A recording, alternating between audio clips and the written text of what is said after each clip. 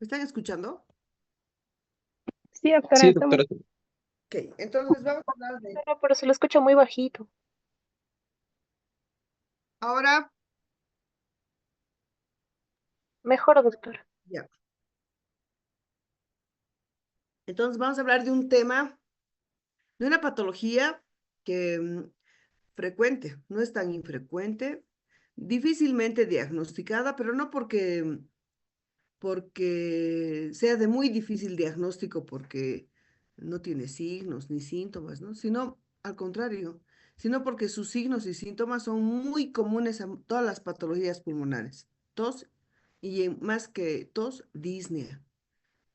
Así que es difícil de diagnosticar por eso, porque te confundes antes con otras enfermedades, con la hipertensión arterial pulmonar.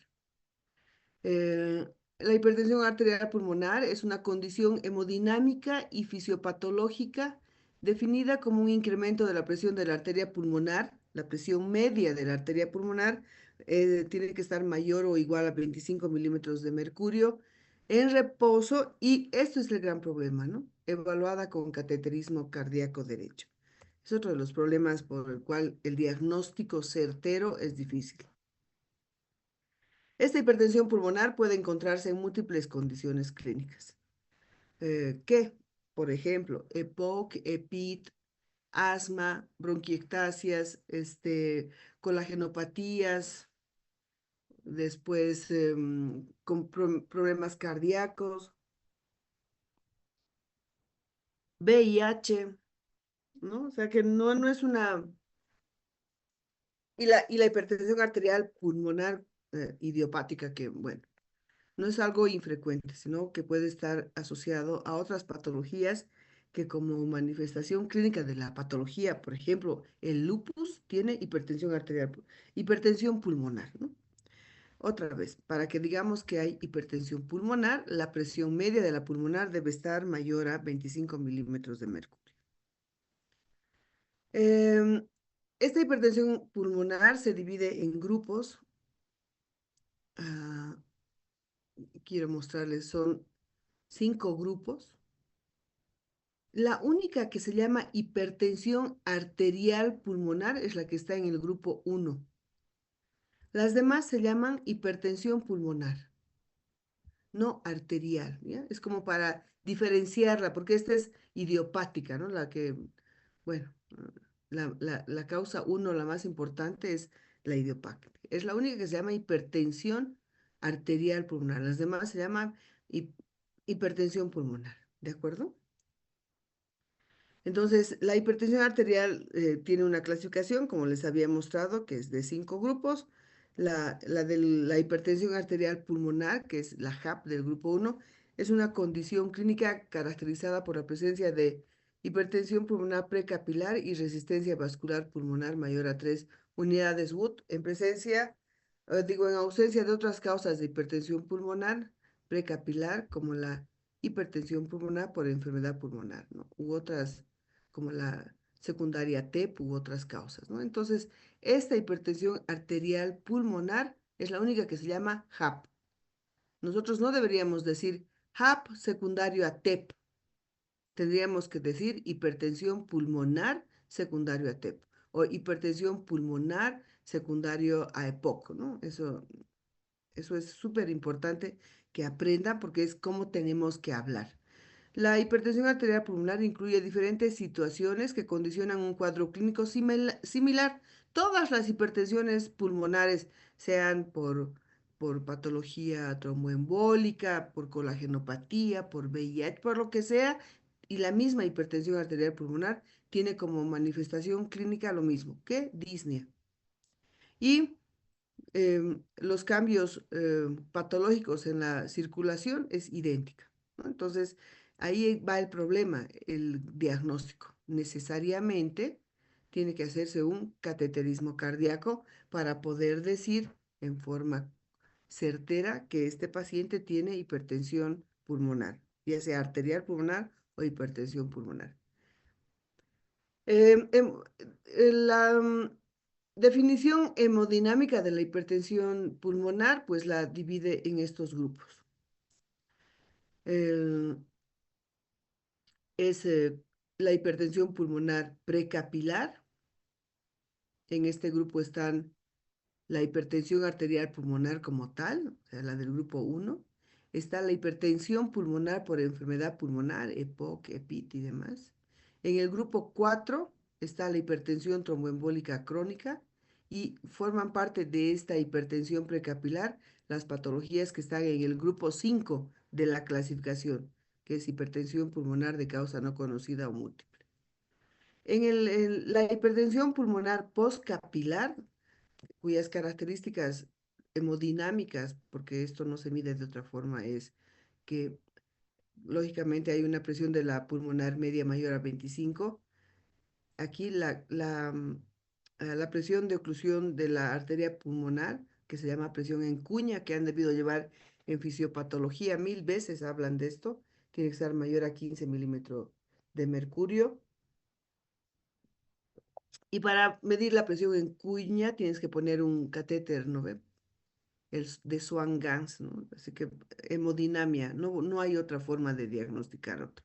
En este grupo, en el postcapilar, están las patologías del grupo 2, que se llaman hipertensión pulmonar por enfermedad cardíaca izquierda, y las del grupo 5, que son las hipertensiones pulmonares de causa no conocida y múltiple. Existe también una hipertensión pulmonar postcapilar aislada, que también las del grupo 2 y del grupo 5 forman parte de esta posibilidad hemodinámica, y la hipertensión pulmonar combinada pre y postcapilar. Así que, ¿se imaginan? El diagnóstico no es tan simple, el certero. Lógicamente que hay otras formas de diagnosticar la hipertensión pulmonar que no son de forma certera en el 100%, pero que sí te ayuda muchísimo a decir que una persona tiene hipertensión pulmonar. Esta es la clasificación, vamos a ver aquí. En el grupo está la hipertensión arterial pulmonar como tal. Ahorita vamos a ver qué patologías se encuentran. Está, por ejemplo, la más importante es la idiopática. Son niños que nacen con hipertensión pulmonar. El, em, Niños que ni bien nacen tienen problemas respiratorios, necesitan oxígeno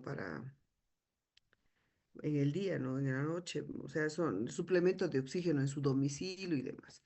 Ahí está también la hereditaria. Aquí en este grupo también está la inducida por drogas y toxinas. Esta inducida por drogas, les comento, por ejemplo, que se ha visto que los anorexígenos que se utiliza ahora, que está muy de moda en el mundo entero para estar flacas y bellas, pues resulta que producen hipertensión pulmonar, y que en países como México, por ejemplo, existen muchas chicas, señoritas, mujeres que tienen hipertensión pulmonar secundaria a la ingesta de estos medicamentos. En el grupo también de la hipertensión pulmonar de este grupo están las enfermedades del tejido conectivo, la infección por VIH, la hipertensión por TAR, la enfermedad cardíaca congénita y la esquistosomiasis, o sea, una parasitosis. En el grupo hipertensión personal, estas son ¿no? sus diferentes miles de patologías que ni vamos a ver. En este grupo, en un cateterismo cardíaco derecho, que es lo más importante para llegar al diagnóstico, vamos a encontrar una presión, ¿qué es esto?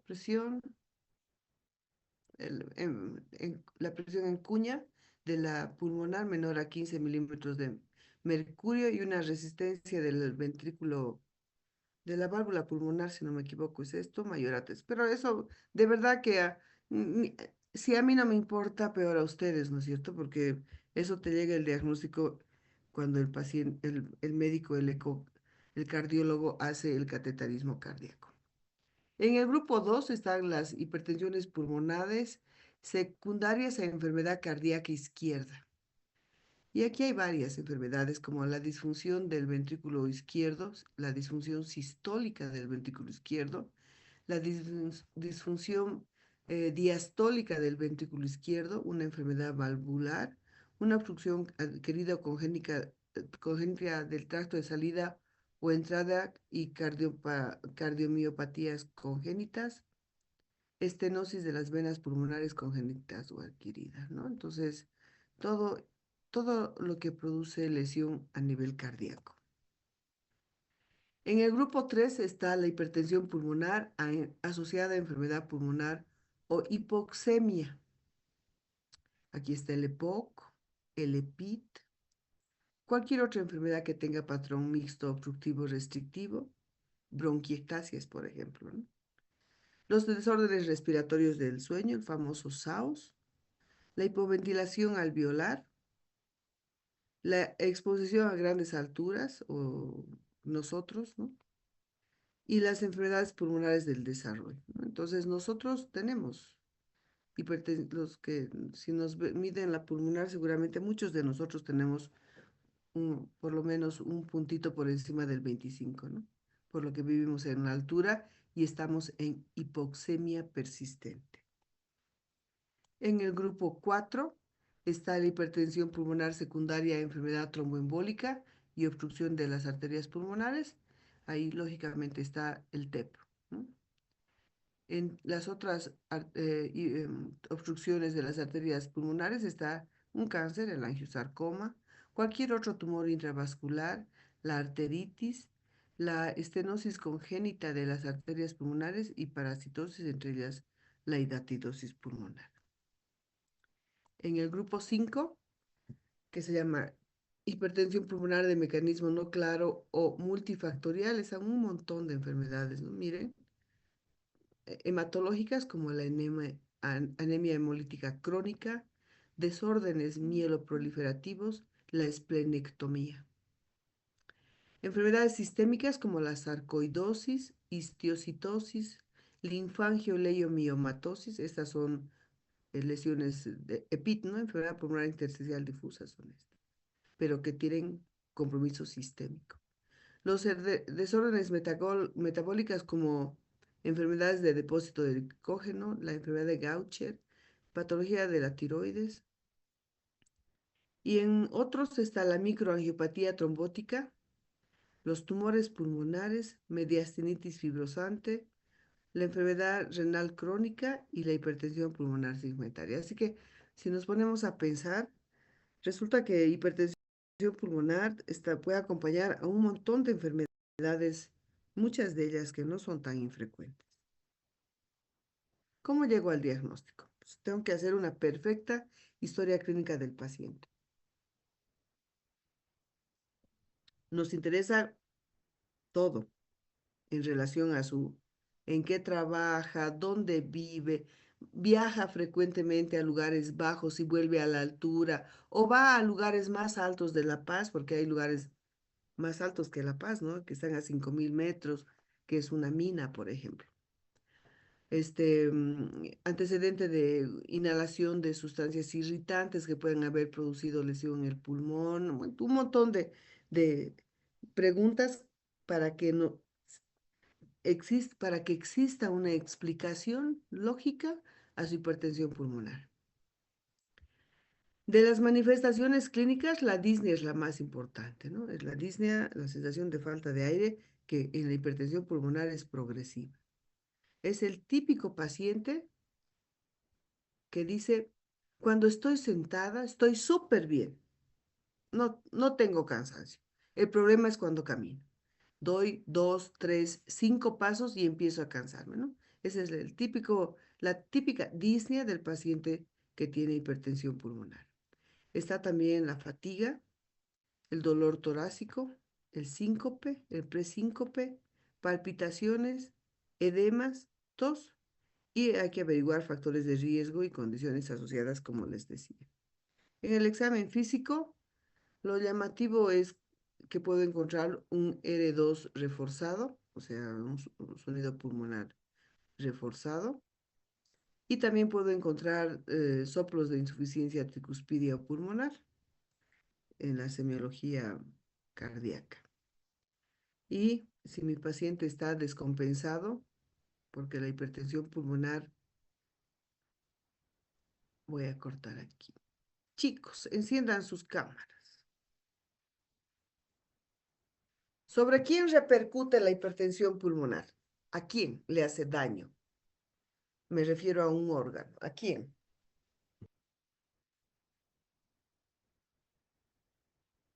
Ay, estoy bien cansada, chicos. He trabajado hasta ahorita. ¿Sobre quién repercute la hipertensión de la pulmonar?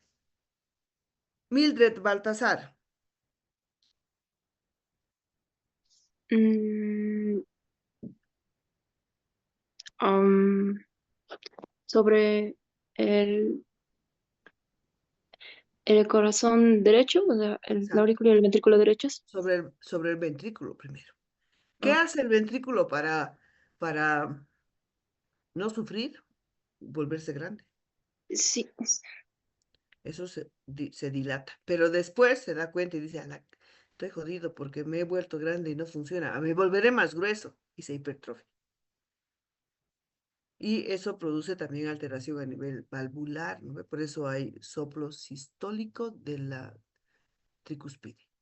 Y lógicamente repercute sobre la aurícula derecha posteriormente. ¿Y cómo repercute? O sea, aparte de que crecen, se vuelven gordas como yo, aumentan la presión en cada cavidad, hacia atrás. Aumenta la presión de la pulmonar, por lo tanto, el ventrículo derecho tiene que tener mayor presión para intentar vencer la presión de la pulmonar. Aumenta la presión del ventrículo derecho, no le queda otra que aumentar la presión a la aurícula derecha. ¿No ve? Pues, aumenta la presión de la aurícula derecha. ¿Quién no puede descargar sangre ahí? Winnie Andrade, no te escucho. Estás en mute.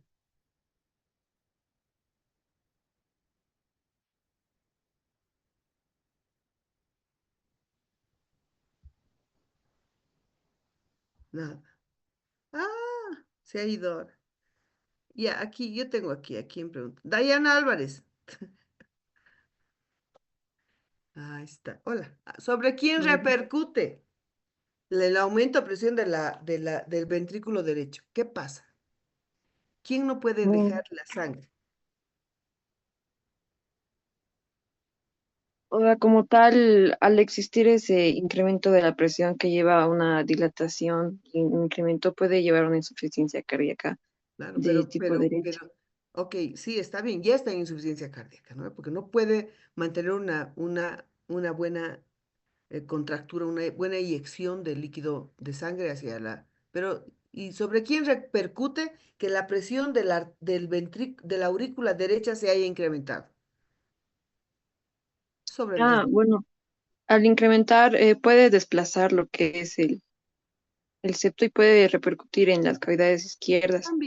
También, eso ocurre cuando hay un TEP, por ejemplo, repercute en el ventrículo derecho, pero fisiopatológicamente repercute sobre las venas cavas. Ah, sí. No deja que rieguen la sangre a las aurículas. Entonces la sangre se va quedando y te vas hinchando. Por eso los pacientes tienen lo que decía aquí, ¿no ve? Tienen edema, ingurgitación yugular, edema en miembros inferiores, ascitis, hepatomegalia y lógicamente aparecen los soplos de insuficiencia. Así que imagínense por un incremento de la presión de la pulmonar como el corazón y luego el resto del cuerpo pues se compromete. Todo hacia atrás. Muy bien. ¿Dónde está? Bueno, es un electrocardiograma que ni yo lo entiendo, así que ¿qué nos importa? Pero cuando yo veo un paciente que tiene los signos que hemos dicho, disnea, que es lo más importante, y por ahí aparece con datos de falla cardíaca derecha, porque eso sería una falla cardíaca, lo que yo pido es una radiografía de tórax, donde tengo que encontrar algunos signos radiológicos de hipertensión de la pulmonar. Uno es este que nosotros le llamamos rectificación del cono de la pulmonar.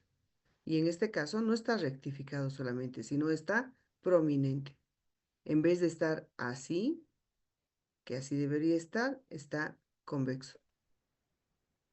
Y otra es el aumento del grosor de la arteria pulmonar, ¿no? Está gorda como yo, que no debería ser así.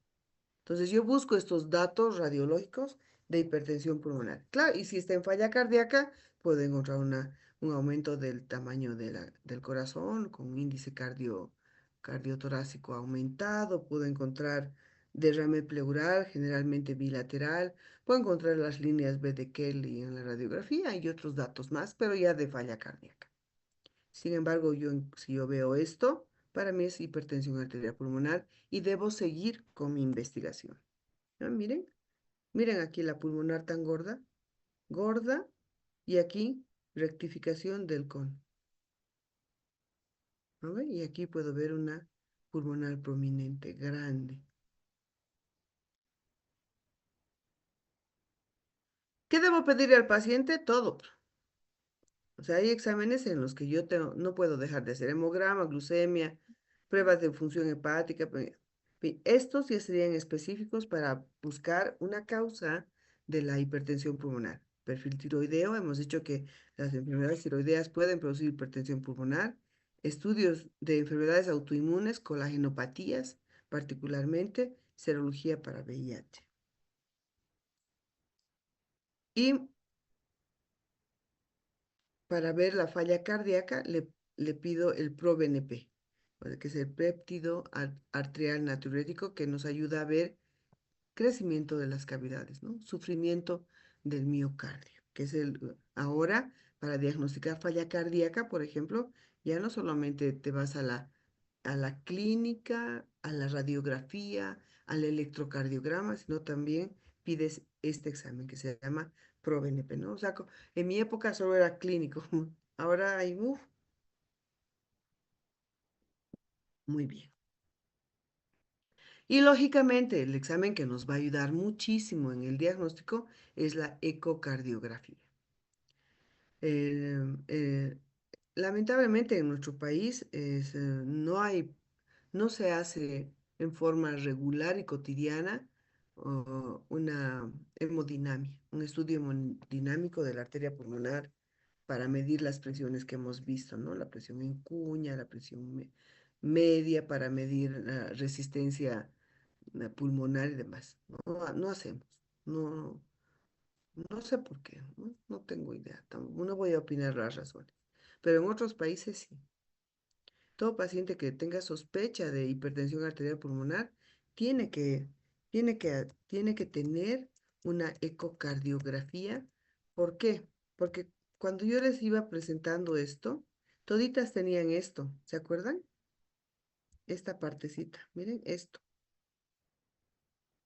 Porque en la hemodinamia tienes que medir justamente esto para decir la causa. Entonces, todas tienen eso, miren, ¿ah? Su dibujito y ¿qué tengo que encontrar? Toditas. Así que en esta presentación el diagnóstico es hemodina, ¿no? Claro, la ecocardiografía me ayuda, sí me ayuda mucho para el diagnóstico, no 100% preciso, pero sí con una evidencia alta, ¿no? Miren, en evidencia es clase 1, pero nivel C. Lo ideal sería que sea 1A, ¿no? Dice, se recomienda la ecocardiografía como prueba diagnóstica no invasiva de primera elección en caso de sospecha de hipertensión pulmonar, ¿sí? Pero es 1C. Y lo que tienes que cuantificar es la presión de la arteria pulmonar, ¿no? Bueno, esto hacen los cardiólogos, por lo tanto yo solo sé leer las diapositivas. ¿Qué tengo que buscar y medir? Miden absolutamente todos los cardiólogos cuando hacen una ecocardio, pero ¿qué? Dimensión eh, de las cavidades, tienen que fijarse la motilidad segmentaria del ventrículo derecho. Denme un ratito, me están escribiendo un paciente. Denme un ratito.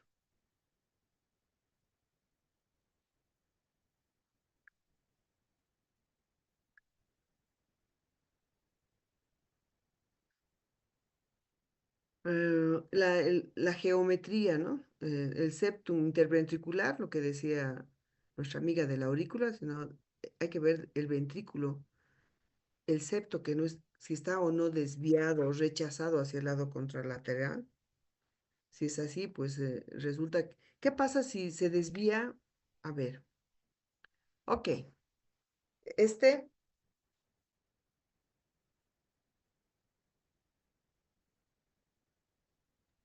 Sí, doctora. este es el septo, ¿de acuerdo? Y resulta que esta es la pulmonar que está hipertensa, 30. Y el septo, sí, se ha ido hacia ese lado, porque esto está muy grande. ¿Qué pasa? ¿Qué hacemos? ¿Peligroso, no peligroso? Ahí es. Miren, el septo que estaba aquí, al medio, como se ha aumentado la presión de la pulmonar, ha hecho esto. Y es interesante, bonito, peligroso. ¿Qué es?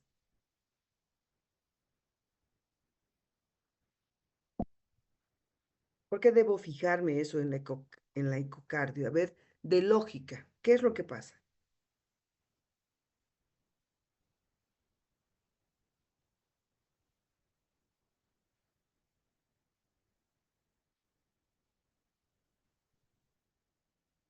¿Cómo es? A ver, piensen, ¿qué puede pasar? ¿Qué ha pasado aquí? Al desviarse el septo hacia la izquierda.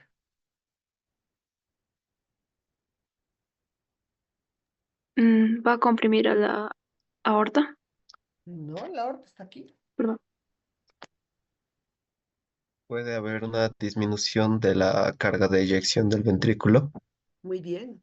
¿De cuál? ¿De cuál ventrículo? del izquierdo. Ok, ha disminuido el tamaño del ventrículo, ¿no ve? Por lo tanto, la sangre que cae aquí va a disminuir. Sí, Sí, lo que tú has dicho. ¿Qué disminuye? La fracción de eyección del de ventrículo izquierdo. eyección del ventrículo izquierdo, la FEBI, ¿no ve? Ya, si disminuye la fracción de eyección, ¿qué disminuye?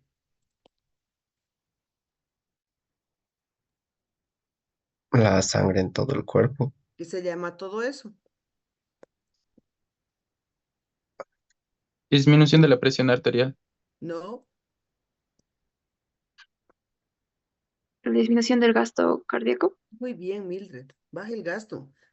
Gasto cardíaco, ¿cuál es su fórmula? Mm, La, vel- la frecuencia. la- ¿cómo? Mm, la frecuencia cardíaca por el volumen de eyección sistólica. Exacto. Y si baja el volumen de eyección, porque no puede entrar la sangre aquí porque no hay campo, pues baja el gasto cardíaco. Y si baja el gasto cardíaco, ¿es igual a qué? A te petateas.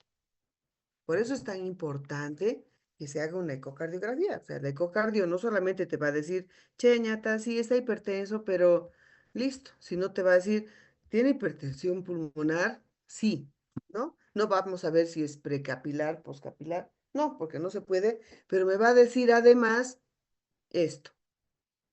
¿Dónde está el septum interventricular? Si está en su lugar o está ya rechazada como manifestación de una hipertensión arterial pulmonar muy severa que está repercutiendo muchísimo en el ventrículo izquierdo, digo derecho, y está llevando hacia el lado contralateral al septo. Nos evalúa la vena cava para ver presión también. Tenemos que ver el índice TAPSE. El índice TAPSE es el índice se llama mide la excursión sistólica del plano del anillo tricuspidio, ¿no? O sea, mide esto a la tricúspide. Y para ver si hay o no hay insuficiencia y el índice T. Eso nos ayuda la ecocardiografía. Y se han hecho en la actualidad estas tablitas que tienen colores, ¿no? Verde, amarillo y rojo, que nos ayudan a decidir si ecocardiográficamente puede o no existir hipertensión pulmonar, ¿no? Por ejemplo, dice, tiene que medir la velocidad pico de la regurgitación tricuspidia, si está por debajo o igual a 2.8 o no es medible, la probabilidad de ecocardiográfica de HAP es baja, y así, ¿no? Entonces, los cardiólogos te dicen esto, te miden, dicen, no es, bueno. Luego hemos dicho que mide los ventrículos, mide a la misma arteria pulmonar y mide la vena cava inferior y la aurícula derecha. Entonces, todo esto sirve cuando haces una ecocardiografía, que como bien les he dicho, no es la prueba estándar para el diagnóstico, pero sí es de muchísima utilidad para sospechar con un mayor grado de nivel, con un mayor grado de nivel de aceptación para HAP, pero además para ver si existe alguna repercusión de la hipertensión en el corazón. Tengo que hacerle pruebas de función pulmonar al paciente para decir, su HAP es porque, o su su hipertensión pulmonar es por compromiso pulmonar.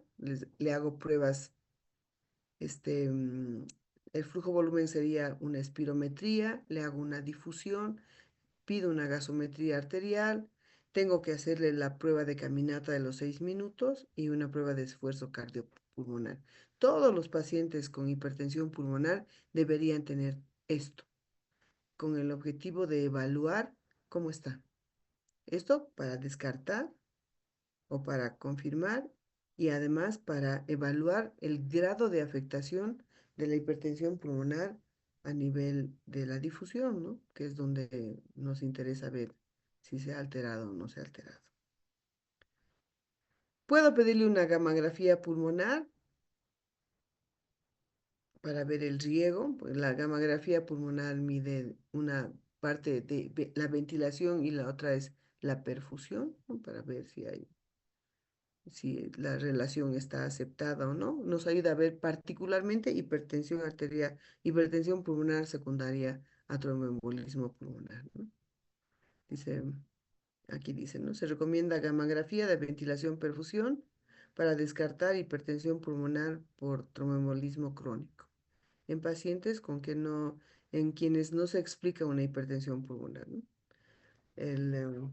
Para ver hipertensión, para evaluar TEP crónico, nivel de evidencia 1C, ¿no? Ahí está una angiotomografía, donde yo puedo ver un gran trombo en la arteria pulmonar derecha, ¿no? Pero este es un gran trombo, no es un trombito. Se recomienda el angiograma de la arteria pulmonar con una tomo de contraste en el estudio de pacientes con TEP crónico, clase 1C de evidencia. Y esta es una arteriografía pulmonar, que sería canalizar la arteria pulmonar y ponerle un contraste, como pueden ver aquí. Aquí está el tubito por donde han entrado, o sea, la sonda de hemodinamia, y ha instilado el contraste. Miren un arbolito bonito, y aquí está un coágulo, ¿no? Demostrando que hay un coágulo. Y miren qué bonito, ¿no? Parece un árbol, ¿no, chicos? Y lo más importante, el cateterismo cardíaco derecho, que sería la prueba estándar para el diagnóstico. Y miren cómo está entrando por abajo. Tum, tum, tum, tum, tum, tum. Ahí está, bonito. Y las recomendaciones para el cateterismo cardíaco derecho, que no las vamos a leer, ¿no? Pero tienen un nivel de evidencia muy alto para confirmar el diagnóstico de hipertensión pulmonar del grupo 1 y ver qué tratamiento le vas a dar, ¿no? Entonces, la prueba estándar para el diagnóstico es el cateterismo cardíaco derecho, ¿no? Miren, casi todas tienen un nivel de evidencia 1, claro, sí, pero 1. Este tiene 1B. Dice, para pacientes con hipertensión pulmonar se recomienda realizar el cateterismo cardíaco derecho en centros con experiencia, ya que es un procedimiento técnicamente exigente y puede conllevar complicaciones graves, ¿no? Y una de las razones por las cuales aquí no se hacen es esto, las complicaciones graves que son generalmente el sangrado y la muerte del paciente. En este cateterismo cardíaco derecho se hacen test, ¿no?, de vasorreactividad para evaluar qué pasa con la pulmonar cuando le das una sustancia. Esto dice solamente debe hacerse en centros que tengan mucha experiencia y eso creo que es lo que nos anda faltando a nosotros, ¿no? La experiencia. Este es un algoritmo de lo que debo hacer. Si un paciente tiene signos y síntomas y una historia clínica compatible con hipertensión pulmonar, le hago una ecocardiografía. Con esta ecocardiografía, clasifico al paciente en una probabilidad baja, intermedia o alta. Pero además evalúo qué le pasa al ventrículo, a la arteria, a la vena cava inferior y a la aurícula derecha con la ecocardiografía. Si la posibilidad ecocardiográfica de hipertensión pulmonar es bajo o baja, considero otras causas, ¿no? Y otras causas de la disnea, ¿no? No de la hipertensión pulmonar. Y hago seguimiento del paciente. Si la probabilidad ecocardiográfica es alta, considere la cardiopatía izquierda y enfermedades pulmonares, ¿no? O sea, todo. Empiezo a sospechar las causas de hipertensión pulmonar. Y si yo encuentro que hay una cardiopatía izquierda que sea la causante de la hipertensión pulmonar o una enfermedad pulmonar, evalúas los signos de hipertensión pulmonar y evalúo la disfunción del ventrículo derecho. Si esta es grave, tengo que mandar a un centro especializado de hipertensión pulmonar que en nuestro país no existe, ¿no? Pero sí en otros. Por ejemplo, Venezuela, muchachos, ¿no ve que aquí en Bolivia la tuberculosis es una patología que el Estado cubre en el diagnóstico y en el tratamiento? ¿No ve? Es un pilar. ¿Sabían, no ve eso? A ver, enciendan sus cámaras. ¿Sabían que la TB es un pilar ¿cómo se dice? Pues de la política en salud del Estado. ¿Sabían eso? Sí sabían, ¿no ve? Como antes era y creo que sigue siendo la madre niño, por eso hay el seguro y demás para niños, para que los niños no mueran, porque se morían al nacer en nuestro país, para que los partos sean hospitalarios y ya no sean en sus casas, ¿no? Son políticas del Estado. Les comento que en Venezuela la hipertensión arterial pulmonar es una política de Estado para el diagnóstico y para el tratamiento, ¿no? Entonces, aquí, nada. Ni siquiera hay los medicamentos que cuestan un ojo de la cara, ¿no? En cambio, en Venezuela sí existen los medicamentos, ¿no? Y existen centros especializados para el diagnóstico, no el diagnóstico, para el tratamiento de la enfermedad. Si el paciente tiene cardiopatía izquierda o enfermedad pulmonar, pero son sin ausencia de signos de hipertensión pulmonar pero con disfunción del ventrículo derecho grave, trato la enfermedad subyacente, o sea, la enfermedad cardíaca o la enfermedad pulmonar. Si no confirmo nada, hago una gammagrafía de ventilación-perfusión. Si en este encuentro defectos que me hacen sospechar de hipertensión pulmonar, lo mando a un centro especializado y así, ¿no? O sea, son algoritmos para el diagnóstico. En este caso es para hipertensión pulmonar secundaria a tromboembolismo crónico y empiezo a investigar el tromboembolismo.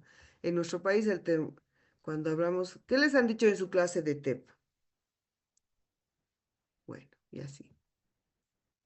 Bueno, y termino evaluando en realidad cuando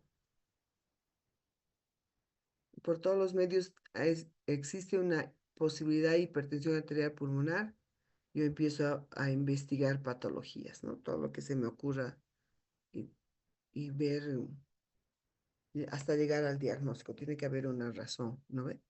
Bueno, y así. Em, cuando un paciente con hipertensión pulmonar es de alto riesgo, o sea, peligroso para que se chingotee? Cuando tiene signos de falla cardíaca derecha, cuando la progresión de los signos, tanto de la disnea y demás, como de los signos de la falla cardíaca derecha son rápidos. Si el paciente repite síncopes, desmayos, ¿no ve? Cuando su clase funcional del NIJA es 4. Y si le hago un test de caminata, el paciente tiene disnea importante con taquicardia cuando camina menos de 165 metros. Cuando el consumo pico de oxígeno es menor al 35% del predicho, para eso necesito un aparato especial, por ejemplo. Cuando el ProBNP o el péptido arterial natriurético es mayor a 300, no sé qué es NG, por litro. Cuando el área de la aurícula derecha es mayor a 26 centímetros y existe derrame pericárdico, ¿no? Cuando la presión arterial diastólica es mayor a, bueno, así, ¿no? O sea, yo debería a un paciente con hipertensión pulmonar ver todo esto para decir si está en riesgo alto, riesgo bajo. Y aquí está eso del riesgo, miren, cómo los voy poniendo en grupos para poder tratarlos y poner en alerta, ¿no?, a la familia y al mismo paciente. Y debo hacer evaluación y seguimiento del paciente. Y aquí está cada cuánto tiempo, ¿no? Todos los pacientes deberían ser evaluados cada 3 meses aproximadamente, pero y aquí nos dice con qué, ¿no? Lo evalúo cada 3 o 6 meses con determinación de clase funcional, electrocardiograma, prueba de la marcha de los 6 minutos y clasifico su disnea en Borg. No hago ecocardiograma, hago una analítica básica y nada más, cada 3 o 6 meses. Cada 6 a 12 meses, todo, porque tengo que, miren los cateterismos, porque tengo que evaluar la evolución. Evolucionan mal, ¿no?, los pacientes con hipertensión pulmonar porque afectan directamente al órgano más importante, el corazón. Como conclusión podemos decir que sus síntomas no son específicos, no es específico, la disnea no es específica de la hipertensión pulmonar. La disnea es un síntoma común a todas las patologías pulmonares y también a las cardíacas. Y eso hace que el diagnóstico se retarde. La disnea es el síntoma predominante, así que cuando hay una persona que dice que se cansa cuando camina, tómenla en cuenta. Evalúe si no tiene una patología que esté definida, que diga, no, pues no tengo nada, me he visto al cardiólogo, no, vean hipertensión pulmonar. La hipertensión pulmonar, múltiples causas, múltiples, muchísimas. Así que si yo tengo un paciente que tiene colagenopatía, lupus, evalúo que no tenga, bueno, casi todos los lupus tienen hipertensión pulmonar. Si tengo un paciente que tiene sarcoidosis, evalúo hipertensión pulmonar. Si tengo un paciente que tenga problema hepático como una esquistosomiasis, evalúo hipertensión pulmonar. Em, la evaluación tiene que ser con todos los métodos que tengamos en nuestro medio, ¿no? Lamentablemente aquí no tenemos cateterismo cardíaco. Y listo. ¿Alguna pregunta? ¿Y el tratamiento? El tratamiento, pues, hay varias cosas que puedes darles a los pacientes con hipertensión arterial pulmonar, ¿no es cierto? Como por ejemplo el Viagra. ¿Cuál es el otro nombre del Viagra? El nombre es el sildenafil, ¿no ven? Y sí, en nuestro país estamos dando a algunos pacientes con hipertensión pulmonar el sildenafil, el Viagra, que se utiliza también para otras cosas, ¿no es cierto? Sí, varios están con sildenafil. Se ha visto a nivel mundial con informes y reportes y estudios que actúa mejor en la hipertensión pulmonar cuando es de origen, cuando esta hipertensión pulmonar es de origen tromboembólico, ¿no? Así que muchos de nuestros pacientes que están con o que han cursado con una TEP y que ha producido hipertensión arterial pulmonar o hipertensión pulmonar están usando sildenafil, ¿ya? Hay otro medicamento que se llama voy a buscar aquí, Bosentan. El Bosentan es un medicamento que se usa para el tratamiento de la hipertensión arterial pulmonar, que no tenemos en nuestro país. Aquí es espéreme, vamos a leer qué es.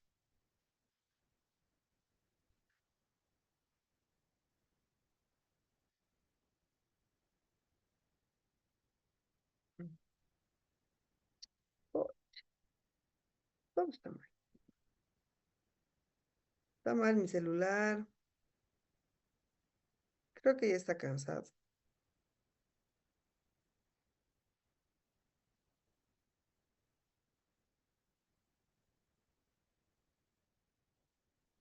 Ahí está. Quiero saber qué es. No me acuerdo.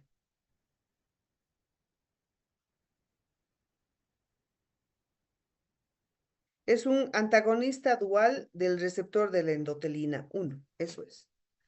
Que no tenemos en Bolivia. Yo me acuerdo que tenía una paciente alemana que tenía hipertensión pulmonar. Y ella dijo, me voy a hacer traer Bosentan. Llamó a su familia en Alemania y le dijeron, ya te mandamos, pero el precio es pues, así como un tratamiento para un mes en esa época, así como de $5,000. Así que no trajo, nunca usó. Y hay otros medicamentos que no que utilizan inhalando, que tampoco tenemos en nuestro país. Espérenme.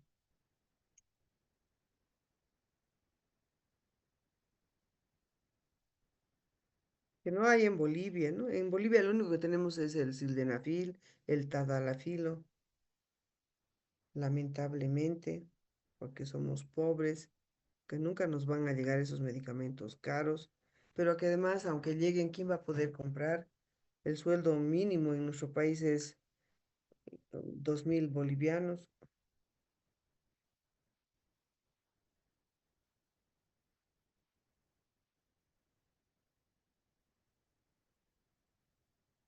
Ahorita les digo qué se llama. Entonces, cuando hablamos de esta enfermedad, aunque no me crean, a mí no me gusta. No me gusta porque no tiene solución. ¿Qué vas a hacer? Yo les digo, váyase a vivir a Santa Cruz. ¿No ve? Antagonistas del calcio, puedes darles como el nifedipino, dialtacien, amlodipino para relajar los vasos sanguíneos, que no funcionan. Puedes darles anticoagulantes, ¿sí? Oxígeno. Puedes darle lo que les he dicho, los estimulantes los que bloquean la endotelina, como es el Bosentan, y los que se inhalan son los de la prostaciclina, medicamentos que vienen inhalados. Cuestan un montón de dinero, ¿no? Em, que en nuestro país no hay y que nunca va a haber porque son medicamentos de muy alta gama en esos en países de Europa y de Norteamérica. Eh, ¿Cuál es la ventaja de tener un paciente con hipertensión arterial o con hipertensión pulmonar en La Paz? ¿Saben cuál? ¿Qué le dices andate a vivir a Santa Cruz? ¿Por qué? porque en Santa Cruz va a tener mayor nivel de presión de oxígeno y va a poder saturar mejor y va a disminuir su disnea. No va a disminuir la enfermedad como tal, porque una vez que la presión de la pulmonar se incrementa, no se incrementa por así se incrementó, sino aumenta también el grosor de la estructura del vaso, ¿cierto? Se vuelve más duro. Así que esa hipertensión va a haber aquí y va a haber en Santa Cruz, solo que los síntomas van a disminuir. La disnea. La disnea se produce porque cuando caminas requieres más oxígeno, ¿no ve? Y como requieres más oxígeno, en La Paz entras en hipoxemia, porque no hay disponibilidad de oxígeno. Cuando ingresa el oxígeno, la presión es menor, ¿no es cierto? En la altura, la presión de ingreso, ¿no ve? ¿No ve? ¿Cuánto hay de FiO 2 en la altura, Lorena Acuña?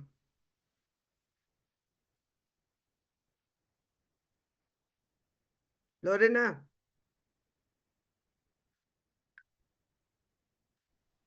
Doctora, no le escuché la pregunta, perdón. ¿cuál es la FiO 2 en la altura? Eh, en la altura, no recuerdo, doctora. Gladys Alejo Alanoca, Sí, doctora. 200. Montserrat, $350 milímetros de mercurio, doctora. Dayana Álvarez, Perdón. 21%, doctora. muy bien. No sé de dónde sacan eso. 21. La fracción, la FiO 2 es la fracción de inspiración. Cuando yo hago esto, he metido aire y de ese aire el 21% es oxígeno. Me desmotiva saber que están terminando el rote y no saben.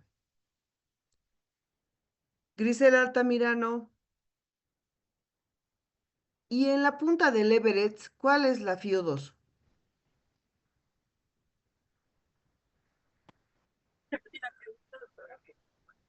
¿Ah? No, no te escucho.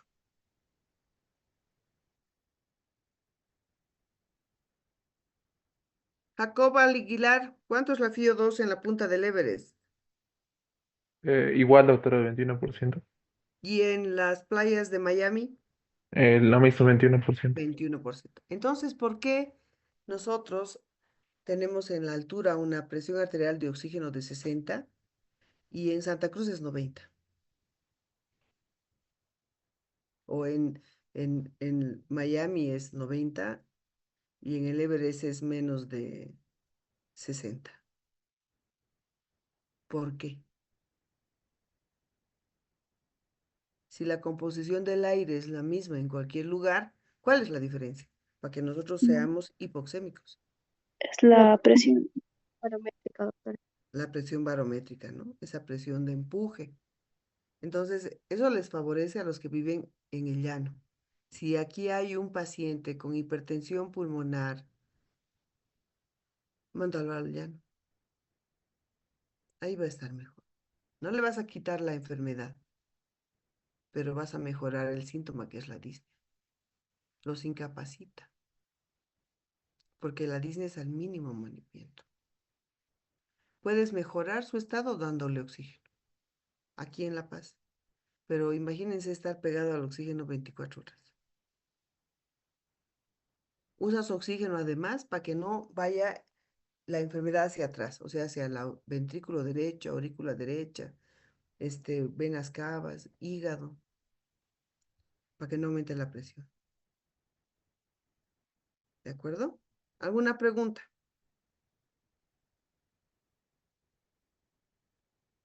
¿Nada? Muy bien. Los de mi grupo, ¿a qué hora hemos dicho? ¿Mañana? A las 9, doctora. Ok, mañana nos vemos a las 9. Chao, muchachos. Buenas noches, doctora. Buenas Adiós. noches.